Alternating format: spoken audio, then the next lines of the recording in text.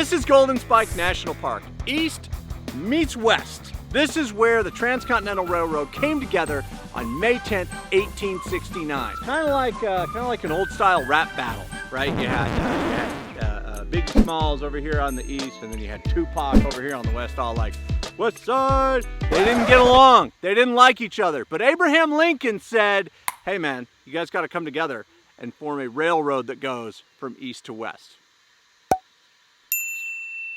So it actually became a national park in 1969, thanks to the efforts of this young lady. She actually helped create this park in 1965. And then in 1969, they had a static display of the like wood cutouts of the trains that you could go up and see, but they were like wood. So unfortunately, nothing here is original. The 119 here, the original was scrapped in 1901, and the Jupiter was scrapped in 1903. In fact, the railway itself was pulled up around the beginning of World War II. So while nothing here is original, they have gone to great lengths to preserve the history and the significance of the Golden Spike. Everything here has been recreated to scale. So while it may not be what was here in the 1800s, it looks exactly like it would have in the 1800s. Coming from California, the railroad ties were coming out of the Sierra Nevadas. They had a lot of trees, they had a lot of materials that they could use, plus they had a lot of factories at their disposal to make railroad ties. So everything coming from the west was like uniform, perfectly square, same kind of wood. But from the east, they were moving a lot faster. Flat grounds coming from Nebraska, so they had to keep up a quicker pace. It's a little more janky. They only had certain kind of wood available, so everything on this side's a little bit more basic. So there were actually a lot of reporters here that day, plus a lot of people celebrating.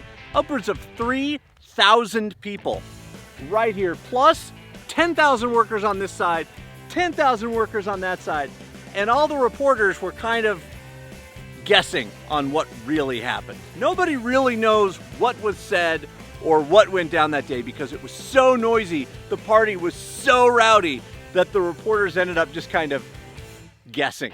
So from the California side came the Jupiter, and this is Tom. In fact, a lot of people don't know this, but the guy back here spraying weeds, that's actually authentic to 1869. So the Jupiter is a wood-burning engine, right, Tom? Correct. So the 119 that came from the Nebraska side, that is a coal-burning engine because they had more access to coal back east, and obviously coming from the forests of the western U.S., they had a lot more wood. The most important question I have for you today, can I blow the whistle? I think we can arrange it. Yes! Yes! Here we go. I'm nervous. Is it gonna be loud? Yeah. Whoa! Whoa! That's like Disneyland. That's right. Woo-hoo-hoo! All right, we're just gonna throw that in there. Now I got a sliver. And then from the eastern side, the 119. This came from Omaha, Nebraska. They used coal because they didn't have as much wood coming out of the the big forests. Burning coal all the way from Omaha, Nebraska. Met up here at Promontory in May of 1869. I know I already blew the whistle once. Can I do it again? Inside the cab of these locomotives, it's about 30 to 40 degrees hotter than it is on the outside. So today at Promontory, it's 101 degrees. I'm not good at math, but that's like 131 degrees. Yep. Here we go. Don't do that. My bad. We're gonna shovel some. Whoa. Okay, here we go. Right in there? Yep. Perfect. How's it burning? Oh, so cool. Look at that. I'm a trainer. Fireman. I'm a fireman.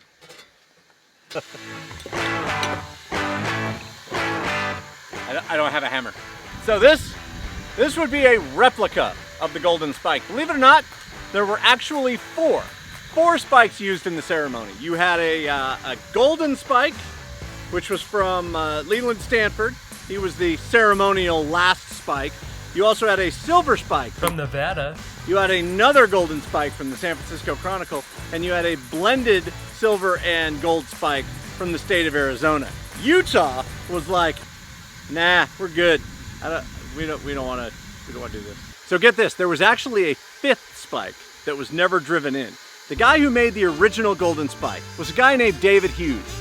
He made the first spike and had it inscribed. See, the actual golden spike was laid on May the 10th, but the golden spike engraving says May the 8th. There was a bit of a pay dispute, so they couldn't finish the rail until they'd paid all of the workers. So he had himself a 5th spike made with the correct date on it and kept it in a private collection until the year 2008. That one's actually on display at the California Railroad Museum in Sacramento, but somebody tried to steal it in 2014, like some sort of Ocean's 11 heist. So why didn't Utah contribute a spike? California, Nevada, Arizona all did. What was Utah's problem? Well, Utah didn't like the atmosphere that went around railways and rail workers. They didn't even send a delegation to the party. They wanted nothing to do with Promontory or the Golden Spike. So it was a little rowdy working on the train tracks. There was a town that would follow the workers, the 7 to 10 miles that they would create of track each day. You had schools, movie theaters, ladies of the night, and houses of ill repute.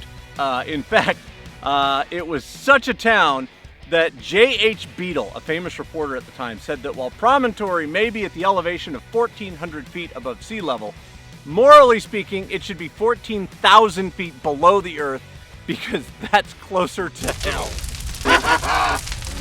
I don't know what that means, but it sounds pretty negative. So there you have it. Come on up to Box Elder and check out the Golden Spike. They do demonstrations multiple times a day where you can see the trains come together, and they've got plenty of experts on site that'll tell you all about the cool history and stuff like that. My thanks to the staff here at Golden Spike and to the people at Box Elder County for letting us come on up and take a look today. In the meantime, like it, subscribe to it, comment below what you want to see next time on cool stuff in Utah.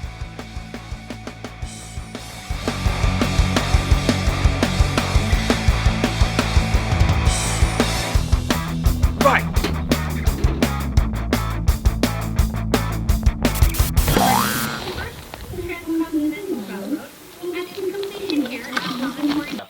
That was lame. Let's try that again.